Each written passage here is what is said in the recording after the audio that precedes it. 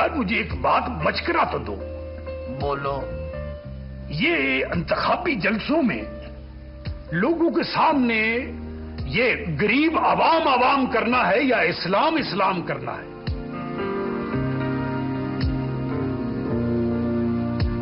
दोनों नारे चलेंगे। तुम आज से ही कच्ची बस्तियों के चक्कर लगाने शुरू कर दो और नमाज के लिए मस्जिद में आना जाना शुरू कर दो। क्या हुआ? यार मुझे तो नमाज याद ही नहीं है। मुझे तो ये भी नहीं पता है कि जुमे की नमाज में वितर कितने होते हैं। हाय मैं मर गया। और वितर जुमे की नमाज में नहीं, ईशा की नमाज में होते हैं। सीधे टली। हाय अरे यार सीधे, मेरे इस जरीले ज़हन में एक तरकीब आई। तुम अवाम के साथ आइडेंटिफाई करो। आइडेंटिटी कार्ड तो बना हुआ है मेरा। हाँ आइडेंटिटी कार्ड बना हुआ ना, तो उनके साथ आइडेंटिफाई करो। उनके सामने अवामी नाम के साथ जाओ। मेरा नाम चौधरी अब्दुल रशीद नहीं है। बिस्मिल्लाहिर्रहमानिर्रहीम। अस्सलाम वालेकुम नाज़रीन, हमारे मुल्क में टीवी और फिल्म के ज़वाल का एक बहुत बड़ा सबब ये भी है कि हमने अपने फ़नकार की कदर नहीं की। हमने अपने फ़नकार को वो मुकाम नहीं दिया जो हमें उसको देना चाहिए था। उस फ़नकार ने हमें बहुत कुछ दिया, हमारे मुल्क को बहुत कुछ दिया। हमारे यहाँ कई ऐसे सीनियर फ़नकार मौजूद हैं जिन्होंने 30, 35, 40 साल तक इस इंडस्ट्री की खदमत की, इस मुल्क की खदमत की। लेकिन जब वो रिटायर हुआ या जब उसको काम मिलना उसने बंद किया, उसके बाद हमने उसको ऐसा फरामोश किया, ऐसा नज़रअंदाज किया कि पलट कर कभी ये भी नहीं देखा कि वो किस हालत ज़ार में है, उनके मसाइल क्या हैं। कल हमने एक प्रोग्राम किया था जिसमें हमने मुन्ना लाहौरी, ज़कूटा जिनकी हालत ज़ार आपके सामने लाए थे और वो किस कस्मपुरसी की हालत में अपनी ज़िंदगी गुजार रहे हैं और किस उजाड़ बेयाबान इलाके में रिहाइश पजीर हैं, वो हमने आपको दिखाया था। इन प्रोग्राम्स का मकसद सिर्फ ये है नाज़रीन कि आप लोगों तक वो हक़ाइक़ पहुँचाए जाएँ कि जिन लोगों ने 90 की दहाई में या उससे पहले या उसके बाद पाकिस्तान टेलीविज़न और इस ड्रामा इंडस्ट्री और फिल्म इंडस्ट्री के लिए दिन रात मेहनत की, अपनी जवानी सर्फ की, अपने घर बार छोड़कर इस इंडस्ट्री को तरक्की की मंजिलों तक पहुंचाया। आज हमने उनके साथ क्या कर दिया? यही वजह है कि हम बार बार एक बात करते हैं कि वो कौमें कभी तरक्की नहीं करती जो तारीख़ को भुला देती हैं, और हमने अपनी तारीख़ को और तारीख़ बनाने वालों को भुला दिया। उसी कद काट के एक और सीनियर अदाकार आज मेरे साथ मौजूद हैं जिन्होंने 100 से ज़ायद फ़िल्मों में हज़ारों प्लेज़ किए, इतना नाम रोशन किया इस इंडस्ट्री का कि आज भी दुनिया भर में उनका नाम जाना पहचाना जाता है। उन्होंने भी बड़े क्राइसिस देखे, हुकूमत से उनकी कई मुलाकातें हुई, हुकूमत ने उनको बड़े वादे किए, बड़े दावे किए। वो वादे दावे कहाँ गए, ये आज हम उन्हीं से जानेंगे। और सबसे इम्पॉर्टेंट बात नाज़रीन यहाँ पर यह है कि जिन लोगों ने पाकिस्तान टेलीविज़न के लिए काम किया, इस ड्रामा इंडस्ट्री के लिए काम किया, आज वो लोग कहाँ पर खड़े हैं। आज हमारी ड्रामा इंडस्ट्री, फिल्म इंडस्ट्री जब ज़वाल का शिकार है तो क्यों हम उन लोगों की खिदमात नहीं लेते, क्यों हम उन लोगों से काम नहीं लेते जिन्होंने इस इंडस्ट्री को तरक्की की मंजिलों तक पहुँचाया था। अली एजाज साहब, सीनियर अदाकार, लेजेंड पाकिस्तानी ड्रामा और फिल्म इंडस्ट्री के, हमारे साथ आज मौजूद हैं। अली एजाज साहब, बहुत शुक्रिया आपके वक्त का। बहुत शुक्रिया सर, आपने टाइम दिया। No problem. अली एजाज साहब, मैंने जैसे अपने इब्तदाइया में अर्ज़ की कि मैंने सब कुछ सुना। हमने क्यों लेजेंड फ़नकारों को भुला दिया है? आपने बड़े क्राइसिस देखे हैं, मुझे पता है। क्यों, कहाँ पर वो टेलीविज़न के नामवर अदाकार वो कहाँ छुप गए? देखिए, छुपे नहीं, छुपाए गए, ये कहिए आप। बाकी जितना काम किया साफ सुथरा और मेहनत से, दिन रात एक करके, 25 साल छोटा अरसा नहीं है। बच्चा जवान हो जाता है, मेरा ख्याल है मैं बूढ़ा हो गया हूँ, ठीक। तो अल्हम्दुलिल्लाह इज़्ज़त मिली और इसी मुल्क से मिली।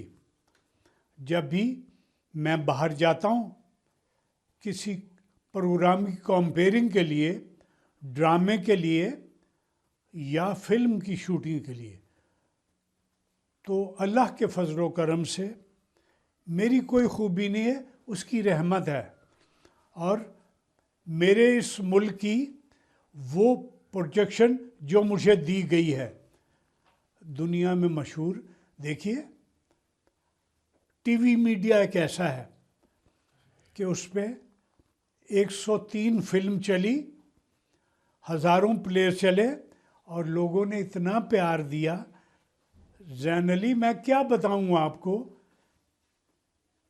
मैं तो उसका शुक्र अदा करते करते रोने लगता हूँ कि इतना प्यार। और उसका वादा है मालिक का कि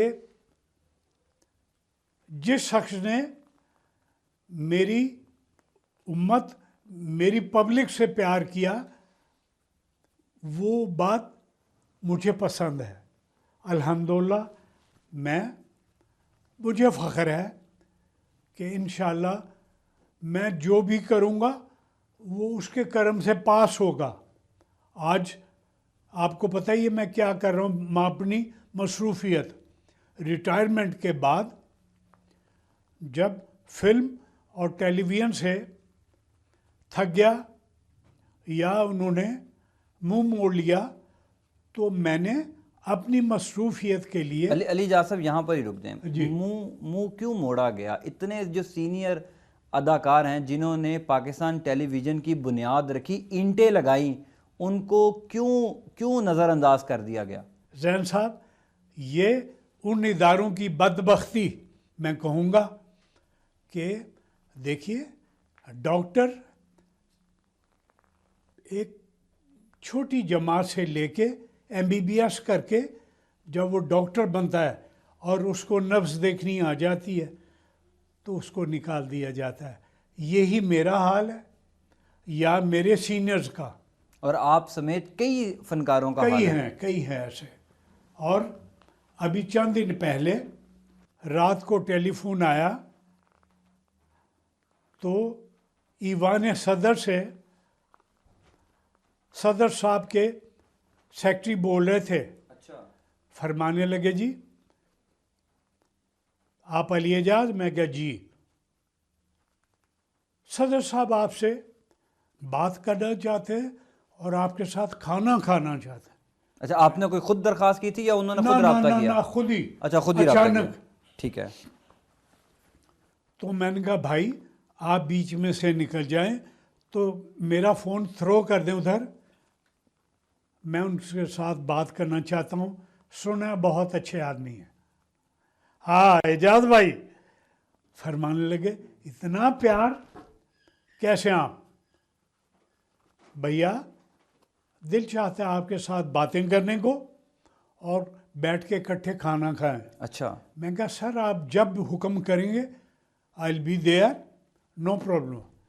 नहीं, मैंने आपको कल सुबह 8 बजे की फ़्लाइट का टिकट भेज दिया है। ठीक है। आप आइए इस्लामाबाद और मेरी गाड़ी खड़ी होगी, आप आ जाएं, फिर मैं होंगे और आप। ठीक है। अल्लाह, उन्होंने, हमारे बुजुर्ग हैं, हमारे बड़े हैं, हमारे हमदर्द हैं। आप चले गए इस्लामाबाद? फिर चले गए तो वहाँ पर और भी 7-8 आर्टिस्ट मौजूद थे। अच्छा। सीनियर्स, जिनमें मुस्तफ़ा कुरैशी, कवि ज़ेबा ठीक है। और वगैरह वगैरह बहुत ठीक से है। लोग। हमने जनाब इकट्ठे खाने खाए और फिर सर कहने लगे सदर साहब कि भाई आज बातें होनी है। तो माइक, स्पीकर वगैरह इंतज़ाम था। अच्छा। यूं लाइन में हम बैठे हुए थे, बारी बारी सदर साहब जिसको कहते वो अपने अंदर के हालात बताता कि इस वक्त हम कहाँ हैं और फिल्म इंडस्ट्री कहाँ है। ठीक है। सारी बातें, बहुत सी बातें। और मैंने ये भी बताया कि सर मैं ये एक काविश कर रहा हूँ, ये तस्वीर वहाँ की है। अच्छा। ये सदर मुमलिकत जी, के जी, साथ आप खड़े हैं, जी। बिल्कुल ठीक है।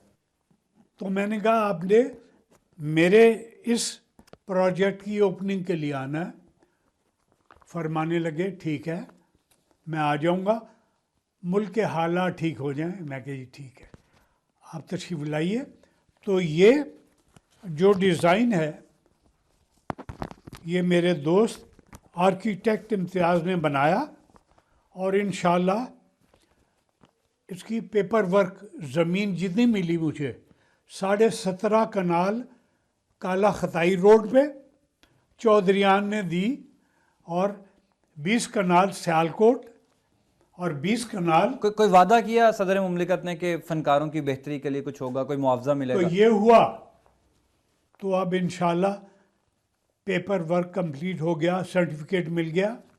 अब मैं अपने बड़ों को बुलाऊंगा कि आइए ओपनिंग कीजिए, फिर शुरू। ये मेरी ज़िंदगी है। बाकी रहा फ़न और फनकार। जो सदर मुमलिकत ने आपसे कोई वादा किया था वो भी बता दें, जी वो क्या मैं था? अर्ज़ करता हूँ। जब उठे बातें ख़त्म हुई,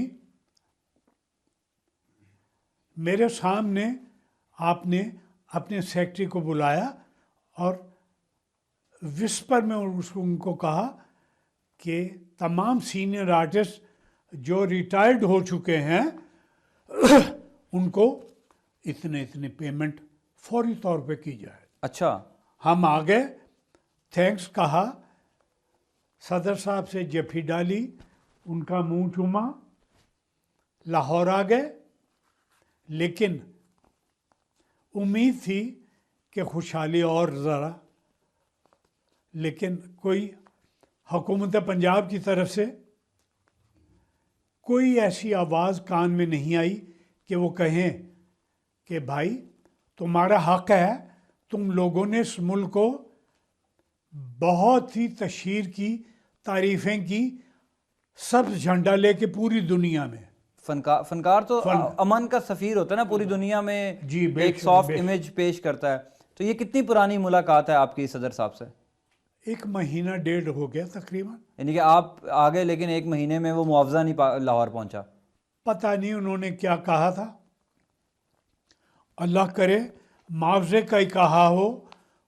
तो जो लोग बिल्कुल घरों में मुक़य्यद हैं उनको कुछ तो ज़िंदगी मिले। जैसे मैंने एक्टिविटीज़ अपनी शुरू कर ली हैं खाली झोली से, ये अलीजाज फाउंडेशन।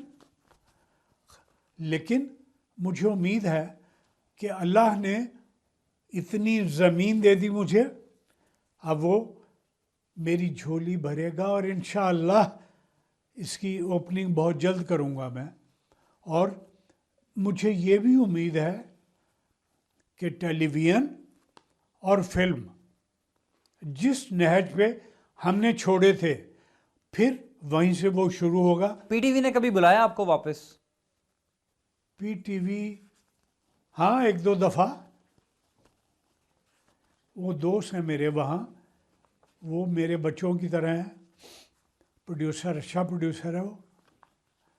लेकिन एथेंटिक मैं समझता हूँ सैयद नूर एक दिन आ गए, आके कहने लगे जी तैयार हो जाओ। मैं क्या क्यों, ज़बा करना मुझे? और नहीं नहीं, मैं एक आर्ट फिल्म बना रहा हूँ और उसका टाइटल आपसे करवाना। अल्हम्दुलिल्लाह कोई तो आया, किसी ने तो प्यार किया। वो मेरा यार भी है और डायरेक्टर भी, इंशाल्लाह करेंगे, क्यों नहीं। और मुझे जब भी कोई बुलाता है, देखिए आप, वक्त टीवी ने दूसरी तीसरी दफ़ा मुझे बुलाया और दिलो जान से। ये आपकी मेहरबानी है कि क्योंकि आप आते हैं अली आप जासा। लोग और मालिकान मेरे सब प्यारे हैं। दुख होता है आपको कि आपने इस मुल्क के लिए इतना काम किया, टीवी के लिए, स्टेज के लिए, प्लेज इतने किए, आज आप जैसे कई फ़नकार जो हैं वो हुकूमत उनको भूल चुकी है, पाकिस्तान टेलीविज़न उनको भूल चुका है, दुख होता है आपको? इसलिए नहीं होता कि कभी कभार मालिक हुकूमत जो हैं वो कभी कभी याद करते हैं मुझे कि अली एजाज ये ख़ास तौर पे मियाँ नवाज़, शहबाज और ख़ास तौर पे हमज़ा, वो तो खुद ही आ जाते हैं चाय पीने मेरे घर। तो ये छोटी बात नहीं है। I am proud of it कि अली एजाज उन लोगों के दिलों में और दिमागों में ज़िंदा है। अच्छा, अब अली एजाज साहब अच्छे ड्रामे भी नहीं बन रहे, आप क्या समझते हैं, क्या वजह है? अब अशफाक अहमद, हसीना मोइन, अमजद इस्लाम अमजद, उन जैसे कोई ड्रामा निगार मौजूद नहीं है, इसीलिए वो ड्रामे नहीं बन रहे अब? लिखारी फिल्म का फेलियर यही है कि सब्जेक्ट्स की कमी, ठीक। बाकी अगर शुरू में हम एडवाइज़र भी थे, हमने ईंटें लगाई पाकिस्तान टेलीविज़न की, आज उन्होंने हमें भुला दिया है। लेकिन जब असलम अज़हर, आगा नासिर थे, तो वो हमें एज एडवाइज़र बुलाया करते थे कि भाई ये प्रोग्राम शुरू करें। क्यों नहीं बुलाते ये लोग? मैं क्यों उस पैनल पे नहीं हूँ? मैं सीनियर हूँ। हमने ईंटें लगाई हैं पीटीवी की, शुरू किया, लेकिन नहीं, लिफ्ट ही नहीं, कि हम शायद बेवकूफ़ हैं। अकल की बात कोई सुनना नहीं चाहता और क्रिटिसाइज कोई नहीं सुनना चाहता। मैं कह दूंगा ना कि ये ड्रामा बहुत बकवास, वो प्रोड्यूसर जनाब, तौबा तौबा, वो तो समझे ना, वो मेरे नाम पे कांटा मार देगा कि ये सच बोलने वाला। पाकिस्तान आर्ट काउंसिल की मेंबर गोनी काउंसिल में क्यों नहीं हूँ? पाकिस्तान आर्ट काउंसिल की मैं डायरेक्शन लिस्ट में क्यों नहीं हूँ? उसकी वजह यही है कि सच मत बोलो। यानी कि सीनियर फनकारों को सच बोलने की सज़ा दी गई है। अल्लाह भाई, मैं पाकिस्तान आर्ट काउंसिल की बिल्डिंग के लिए उस वक्त मेंबर गोनी काउंसिल था, खुद बनाया है लाल बिल्डिंग को, और एक्टिंग चेयरमैन करता रहा हूँ मैं। अच्छा अली एजाज साहब, आखिरी सवाल है जी। तारिक जावेद कोडू, उनका भी यही हाल है, मुन्ना लाहौरी, उनका भी यही हाल है, कई सीनियर फनकार हैं जो 20-25 हज़ार रुपये के लिए हुकूमत की तरफ देख रहे हैं। आज कोई पैगाम दे दें हुकूमत को हमारे इस प्रोग्राम के तवस्सुत से। कोडू साहब जो हैं वो काम के हिसाब से सीनियर होंगे, कद के हिसाब से सीनियर नहीं, ठीक है, लेकिन है आर्टिस्ट पाकिस्तान बिल्कुल। और मेरे साथ उसने बहुत से बाहर के मुल्कों में प्ले किए। और एक दफ़ा अल्लाह माफ़ करे, अपने मुल्क में ज़लज़ला आया तो लोगों ने हीरोइंस को बाज़ारों में ले जाके चंदा इकट्ठा किया, लेकिन मैं और कोडू, दो बंदे, लाखों रुपया मुशर्रफ साहब के अकाउंट में दिया कि फिर से ये मुल्क अपने पाँव पे खड़ा हो जाए। लेकिन पाकिस्तानी इस फ़कीर का ये रिकॉर्ड है कि बैरून मुल्क कभी कोई मिसहैप नहीं है, कभी लड़ाई झगड़ा नहीं है, कभी किसी प्रोड्यूसर से नाजायज़ पैसा नहीं लिया। इमरान खान गवाह इस बात का कि वो मुझे अपने हर फंक्शन पे, क्योंकि यही काम था ना वहाँ भी, आकबत मेराज खालिद साहब आते थे, मेरे साथ बहुत प्यार करते थे, जैसे मियाँ नवाज़ करता है। अल्लाह खैर करेगा इंशाअल्लाह।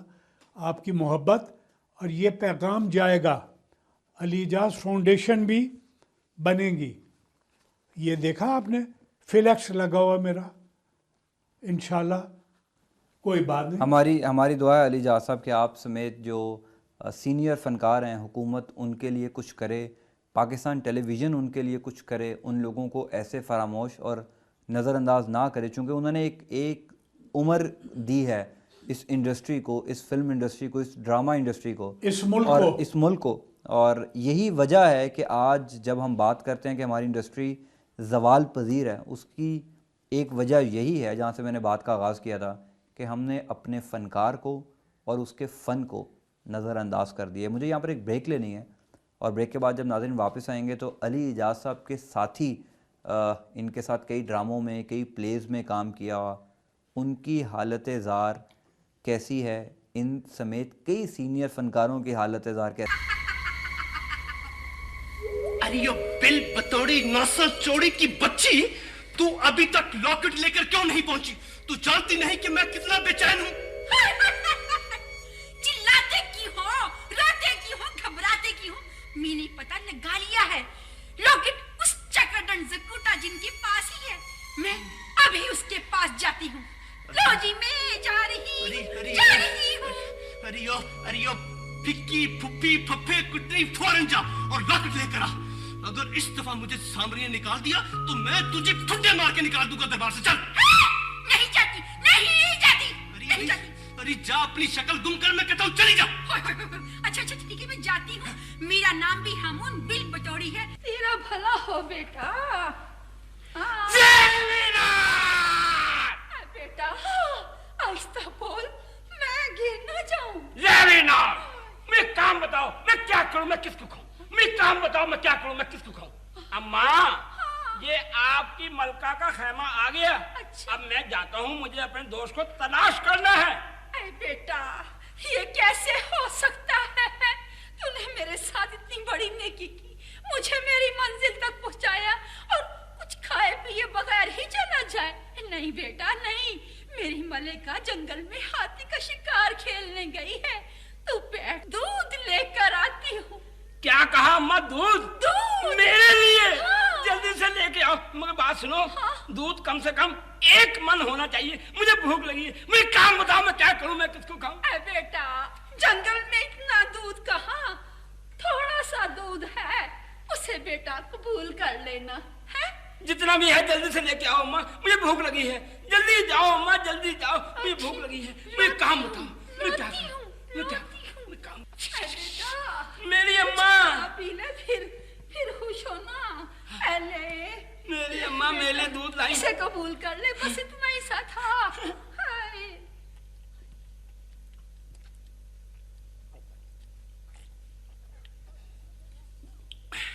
बस इतने से था? हाँ बेटा, बस इतना ही सा था। मुझे भूख लगी है अम्मा। अच्छा। और नहीं, मुझे भूख लगी। अम्मा जल्दी से कोई और दूध लाओ। नहीं, मुझे काम बताओ, मैं क्या करूं, मैं किसको खाऊं? मुझे काम बताओ। मुझे काम, ये काम बताओ, क्या करूं?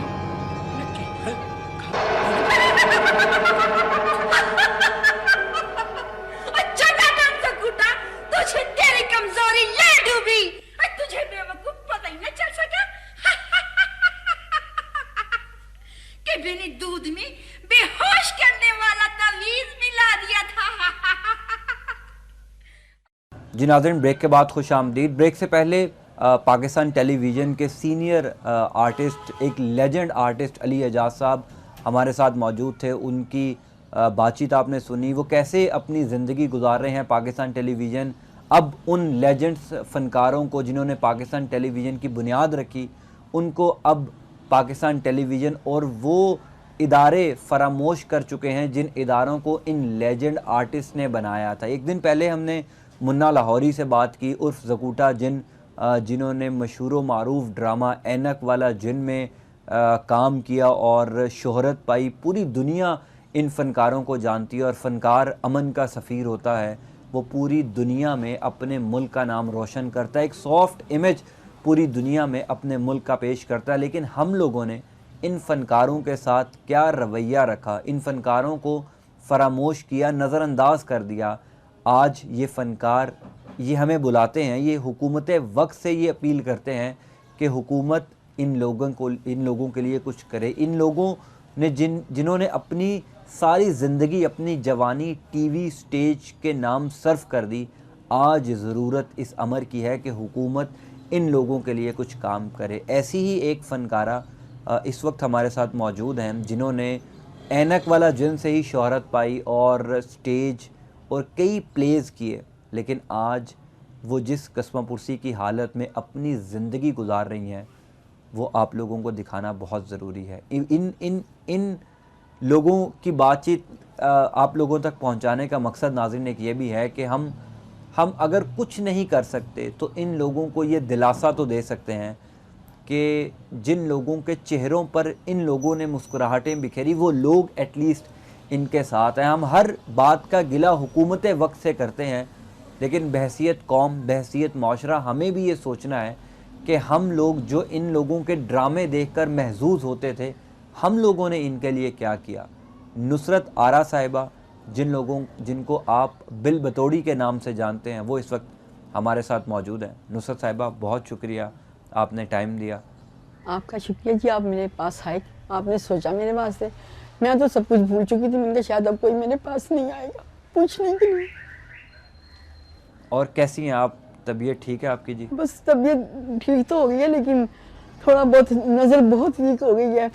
और जब मैं रात को 10 बजे जाती हूँ, अली भाई तो कहते कि तुम वैसे पैसे लेते जाओ। मैंने मुझे वैसे पैसे नहीं चाहिए, मुझे आने का मौका दे, मैं स्टेज पे आऊँ। तो वो मुझे 4000 दे देते हैं, कभी कभी 5000। वो मंजूर है। ये जो चेक हमारे मिलते हैं 10 का आता 4000 दे रही मंथली। हुकूमत आपको चेक दे रही है? हुकूमत दे रही, 10 का आता 4 दे रही, 6 महीने के बाद 4000 मिलता है। 16,000 4-5 महीने के बाद। अभी वो कहते इतना शुक्र है, चलो अल्लाह का, उन्होंने मुझे याद रखा है। मैं तो बस शुक्र ही करती हूँ, यही है। क्या बस बताएं आपको। तो हुकूमत ने तो वादा किया था कि हर महीने फनकारों को 10,000 रुपये का चेक मिलेगा। वो मुझे 10,000 का मिलता है। वैसे तो काफ़ी ज़्यादा दीदी हमारे काफ़ी जो आर्टिस्ट हैं उनको माकूल चेक मिले हैं। मुझे तो ये भी काफ़ी अच्छा है, अल्लाह जो मेरे कुलीग थे उन्होंने कोशिश करके लगाया। लेकिन वो पूरा नहीं दे रहे ना 10,000, हर माह नहीं मिलता। 4-5 महीने के बाद जाओ चेक लेने, देखते हैं कभी 15 का कभी 16 का। ये वो भाई जितने आए इतने देने दें। अभी ये आखिरी चेक में पता नहीं कितने का 6 महीने के बाद मिलेगा, दिसंबर के अभी मिला नहीं है। बस वो इतना दे रहे हैं, ये बस मुझे मिलता है और कुछ नहीं। बस क्या बस बताएं आपको। ये किराए का मकान है जहाँ ये पर आप किराए रहती का हैं? मकान है। ये 28 साल हो गए रहते हुए। 1100 से लिए था। तानी बेगम ने कहा था ये घर ना छोड़ना। वो बराबर में मेरे रहती थी। नीचे वो हीरो नहीं नाजम, जो सा बाजार हीरो के जो थे हीरो, वो रहते थे। तकरीबन पूरी ये ना बिल्डिंग में फनकारी लोग थे। मालिक मकान ज़रा अच्छे, बहुत अच्छे थे। तो अब फिर मुझे रखा। मैं तो निकलने लगी थी तो मैंने उनके पाँव पकड़ लिए, खालिद साहब के, खालिद मुतीन साहब जो नहीं DSP साहब अब हो गया, अल्लाह ने और इज्जत दे। मैंने कहा मुझे निकाले ना, अब मैं कहाँ जाऊँगी, मैं किसी के साथ एडजस्ट नहीं हो सकती। रखेंगे तो काफ़ी लोग रख लेंगे मुझे, लेकिन मैं तो मसीह बन जाऊँगी ना। नहीं भी बनूँगी तो मुझे जहाँ मैंने 10 दिन में मरना वहाँ उसी दिन मर जाऊँगी, मेरी डेथ हो जाएगी। कभी ऐसा सोचा नहीं था। तो बेटी अपने घर की है, वो बेवा हो गई, उसकी अपनी जिम्मेदारी बढ़ गई कुछ, किसी से बस यही है। तो ये स्टेज पे चली जाती हूँ। अब ये 3 माह से ना ये इसने हसीब भाई ने मुझे रखा है साथ। कह आ जाए करें आप 500 रुपये, मैं ये बस कन्वेंस ही समझे। मैंने कहा कोई बात नहीं, मैंने कहा आपकी जो है ना 500 ही मेरे लिए काफ़ी है। वो मैंने देखा, मैंने कहा तुमने मुझे पहले छोड़ा क्यों था, आपने मुझे क्या था बस छोड़ पाकिस्तान टेलीविज़न ने नुसरत साहिबा क्यों उन फनकारों की कदर नहीं की जिन्होंने पाकिस्तान टेलीविज़न की बुनियाद रखी, पाकिस्तान टेलीविज़न को एक नाम दिया? उन लोगों को क्यों पाकिस्तान टेलीविज़न ने फरामोश कर दिया? फरामोश ये बात होती है, ये शो बिज़नेस है ना, इसमें एक तो ये सबसे बड़ी दुनिया का भी यही रिवाज है वैसे हम कि ये है कि जो सामने है वो अपना है, जो बाद में सब सपना है। और जो बनाते हैं ना वही गिराते भी हैं। वो शायद हमारे से कुछ गुस्ताखी हो जाती हैं ऐसी कि जो हम किसी को अब वो समझते हैं कि शायद ये प्राउड हो गई या कुछ हो गया। ऐसा एक दूसरे के ज़हन में जब आ जाते हैं ना, हम ही गिराते हैं, आपस में हम ही बनाते हैं, बाहर से हमें कोई तंग नहीं करता। भाई तो लोग फ़ैन है, ऑटोग्राफ लेते हैं, इज्जत करते हैं, लेकिन अपने ही लोग छुरी मारते भी हैं और संभालते भी, गिरते भी। लेकिन ये बात है, हकीकत है ये बिल्कुल। पता नहीं हमारे से कोई गलती हो जाती है, उनको पसंद नहीं आती, या वो कुछ समझते हैं कि अच्छा अब इनका दिमाग 7वें आसमान। ऐसा नहीं होता 7वें आसमान पे। अब मेरा क्या दिमाग जाएगा 7वें आसमान पे हैं। अगर किसी ने मुझे बुलाया, मैं नहीं जा सकी, मैं कहती बेटा मुझे कन्वीनियंस नहीं है, मेरे पास आओ, ले जाओ आके मुझे छोड़ जाओ घर। मेरा यही डिमांड होती है, पैसे दे। वो कहते हैं ये शायद अच्छा ये ऐसी बात नहीं होती। कितना नखरा हम लोग कर लेंगे, ये तो उनको भी सोचना चाहिए ना। तो जो बाकी आपके साथ फनकार थे जिन्होंने ऐनक वाला जिन में काम किया, वो आपके साथ राब्ते में है? कभी आए हैं आपका हाल अहवाल पूछने इस छोटे से मकान में? वो आती है सहरी खान, अब नहीं आती वो ना, वो मेरा करती थी ख्याल। उन्होंने कहा था फिक्र ना, अभी भी मेरे फ़ोन पे बात हो जाती, और कोई नहीं ऐनक वाले जिन में से। और वो बेचारे काफ़ी तो बेचारे मरहूम हो गए कोई, लेकिन कोई भी नहीं हमारा आया। हमारे आपस में इतना अच्छा ये सीरियल था ना, अभी भी चलता ही रहता। बनना होता है इंडिया में, देखिए कितने कितने प्रोग्राम लंबे हमारे आपस में कुछ ऐसी हो जाती हैं, पता नहीं क्या बातें, कि जो एक दूसरे को बस वो कहते हैं इसको गिराना है गिराना है। ये अल्लाह ना किसी को गिराए। हम ये हमारी वो गलती हमारे आगे आती हैं। मैं सही कह रही हूँ, वो शायद किसी ने नहीं ये बात की होगी, मैं कह रही हूँ, और चाहे मैं बुरी भी बन जाऊँ इस बात से। बस ये हुआ, हालांकि कितने शो हो रहे हैं टीवी पे, अब तो वो प्रोड्यूसर नहीं रहे जिन्होंने मुझे, अल्लाह भला करे, हफीज़ ताहिर साहब ने मेरे साथ बहुत कोऑपरेट किया था। चेक बेशक मेरा कम बनता था, सब आर्टिस्टों से कम बनता था उस दौर में भी, हालांकि लोग कहते थे पता नहीं कि कभी मुझे लीड नहीं मिली टेलीविज़न से, कभी कोई मुझे हेल्प नहीं मिली। हेल्प ये मिली कि जो मेरे कुलीग हैं, जैसे वो मतलब बुला लिया, रुई आपा होती थी, वो अब तो कोई नहीं है, सफदर सा ये बस मुझे ड्रामे में रख लेते थे, मैं यही मेरी होती थी कि भी तुम कभी कोई हुकूमती नुमाइंदा आपके पास आया, आपने चूंकि इस मुल्क के लिए काम किया, नहीं, अपनी जवानी सर्फ की, कभी कोई हुकूमती नुमाइंदा आपके पास आया कोई हाल अहवाल पूछने आपका? नहीं, हुकूमत की तरफ से कोई नहीं आया मेरे पास, कोई भी नहीं आया। बस यही थी एक सीरियल, यही मैंने सबसे पहले जो शुरू किया था मेरे उस्ताद साहब से, अल्लाह उन्हें जन्नत नसीब करे, यावर रियाज साहब। पहले काम की बड़ी कदर होती थी, वो सीनियर बहुत समझते थे ये काम करने वाला ही हमें चाहिए, और शौकत ज़ैनुल आबिदीन साहब थे। अब क्यों फनकारों की कदर नहीं होती? अब वो काम करवाते थे। आप पुराने ड्रामे देख रहे हैं निकाल के, ब्लैक एंड वाइट जितने ड्रामे होंगे, मेरा रोल उसमें देख रहे हैं आप, मुझसे तो नहीं कहना। इतनी इज्जत मिलती थी, काम करके मैं खुश हो जाती थी। 35 रुपये का चेक मिल गया, बड़ी बात है। 100 का मिल गया, 100 वो तो उस 500 का चेक बता था कभी साहब का, सबसे बड़ा, हम उसमें खुश होते, गुजारा सस्ता माहौल, लेकिन काम करते थे ना तो उससे ही हम बने फनकार। डॉक्टर अनवर सजाद साहब, इरफान खुसर साहब, अल्लाह इनको ज़िंदगी दे, पैसे बहुत कम दिए लेकिन काम मेरे से उन्होंने कराया, मुझे फ़नकार बना दिया उन्होंने मुझे।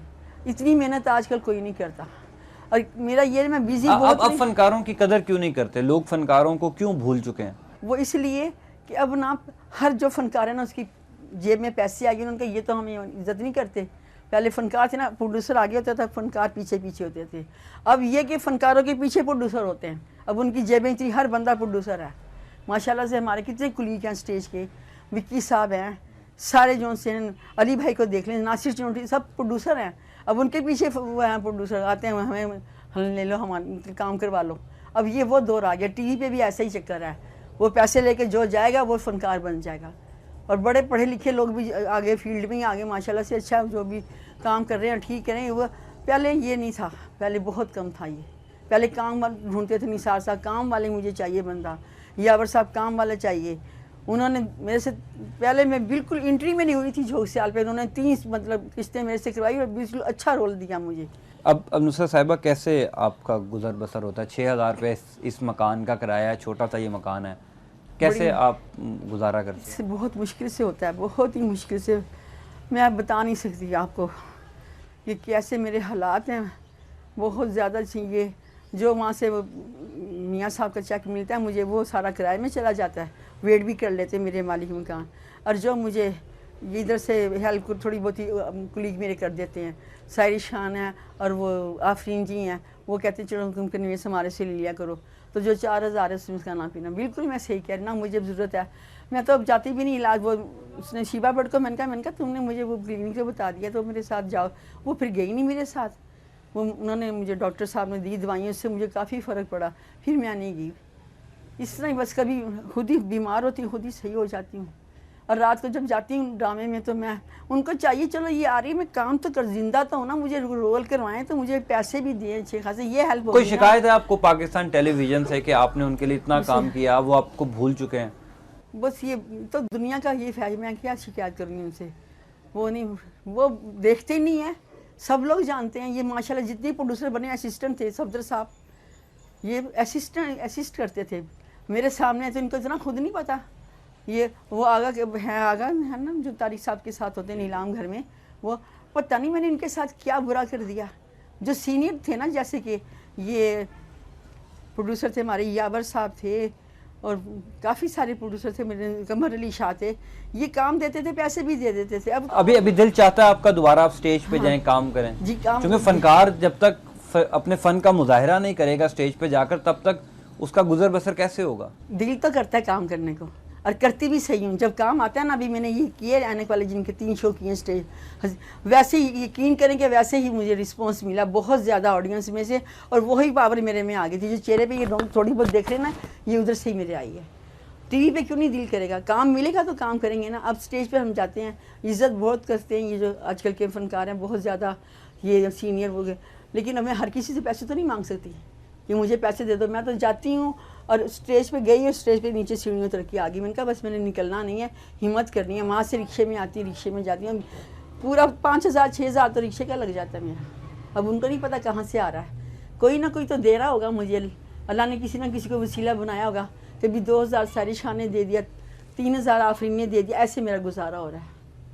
इसी तरह आपने जिस ड्रामे से मकबूलियत हासिल की, अगर उसके हमारे नाजरीन को उसके कोई डायलॉग्स जो जिसकी वजह से आपने शोहरत पाई वो कुछ सुना दें। बहुत ही शोहरत वाला ये बस हफीज़ ताहिर साहब का था।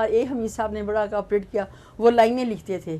पहले मेरी एंट्री हुई तो मैं छुप रही थी। मैंने कहा किसी मेरा फेस ना ये काला कर दे, क्योंकि बड़ी मुश्किल से मुझे हफीज़ ताहिर साहब, मैंने कहा सर मुझे चेक मुझे चाहिए, कुछ नहीं मुझे आप चेक निकालने के, चलो ठीक है रोल है वो तुम कर लो, चुड़ैल बना देता हूँ चलो आपको। उन्होंने ये बना दिया, मैंने कहा ठीक है।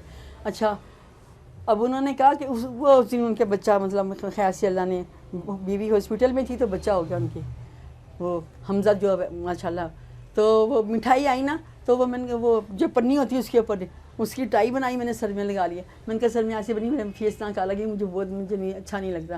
कहते चलो ठीक है। कहने लगे अच्छा आपने ना ये आना है, वो एक है ना आर्टिस्ट है ना हसीब पाशा, वो आपको बुलाएगा। तो आपने कहने के देखो मेरे साथ क्या है, क्या बात है, क्या है, उससे कुछ बात ऐसी। मैंने कहा ठीक है। मुझे ऐसे छुपा दिया विंडो में, सिर्फ मेरा चेहरा नज़र आ रहा, कुछ नहीं। अब वो फिर बात कर रहा, हाँ भाई तू बता किस तरह ये चुड़ैल मैं तुझे खा जाऊँगा ये कर। मैं कहती मैं क्या बताऊँ, मैंने कहा डायलॉग तो मेरे पास है नहीं, शर्म आ रही थी, सब लोग देख रहे इतने।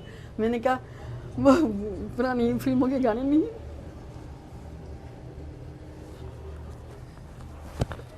वो बस मुझे गाना था उसकी, मैंने कह दिया। मैंने कहा रोते हैं छमछम ने नजर गया लोग की ना खोले, मैं क्या बताऊँ क्या बताऊँ। वो कहने लगे हो ये तो बहुत अच्छा परमानेंट हमारी चुड़ैल हो गई।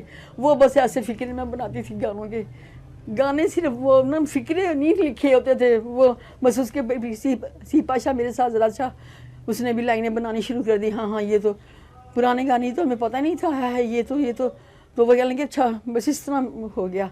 तो वो ने कहा अरे तुम मुझे अपनी दास्तान तो सुना, कहाँ तक सुनोगी कहाँ तक सुन अरे ये इस तरह बस मैं करती थी। वो करते करते ऐसे बिल बतौड़ी करके 90 की दहाई में आप कई बच्चे, जब हम भी छोटे थे तो आपके फेवरेट थी तब कई बच्चों की अदाकारा और रोल मॉडल आपको समझा जाता था। और एक डायलॉग आपका बहुत ज़्यादा मशहूर था बिल बतौड़ी के नाम से, तो वो अगर डायलॉग भी आप हमें हमारे नाज़रीन को सुना दें ताकि। अच्छा बिल बतौड़ी नासा चोड़ी, वो तो 3-4 गयूर साहब ने कहा था बिल बतौड़ी नासा चोड़ी, तो अद्धी मीठी अद्धी कौड़ी, आई एम सॉरी वो जी।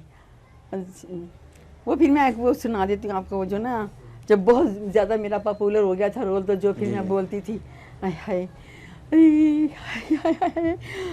चांदी तकी छुप छुप के ऊँची खजूर से, तूने कभी चांद देखा? मैंने देखा चांद तकी छुप छुप के ऊँची खजूर से मिलने को आई थी मैं तो हाय लंगूर से। माय गॉड इस तरह की बस। बहुत शुक्रिया नुसरत आरा साहब, ये अदाकारी है कोई। हमारी दुआ है कि हुकूमत आपके लिए कुछ करे और वो मुखय्यर हजरात जो हमें हमारा प्रोग्राम इस टाइम देख रहे हैं वो आपके लिए कुछ कर सकें। और फ़नकार नाज़रीन, सिर्फ बात यह है कि फ़नकार जब तक अपने फ़न का मुजाहरा स्टेज पर नहीं करेगा तब तक उसका रोज़गार, उसका गुज़र बसर नहीं होगा। फ़नकार का बेसिकली मकसद ये है कि उसको काम मिले, वो खाली बैठ के खाना नहीं चाहता, वो काम करना चाहता है। काम से जिंदगी। और ये उन इदारों का काम है जिन इदारों को इन फ़नकारों ने बनाया, इस्टेब्लिश किया। अब वो इदारे इनको काम दें ताकि ये जो इन जैसे नुसरत आरा साहिबा जैसे कई बेशुमार अदाकार इस वक्त कस्मा पुरसी की हालत में अपनी ज़िंदगी गुजार रहे हैं और काम के मुतलाशी हैं, काम का इंतज़ार कर रहे हैं, उनको लोगों की तरफ देखना ना पड़े, वो अपना काम करें और काम करके कमाएं।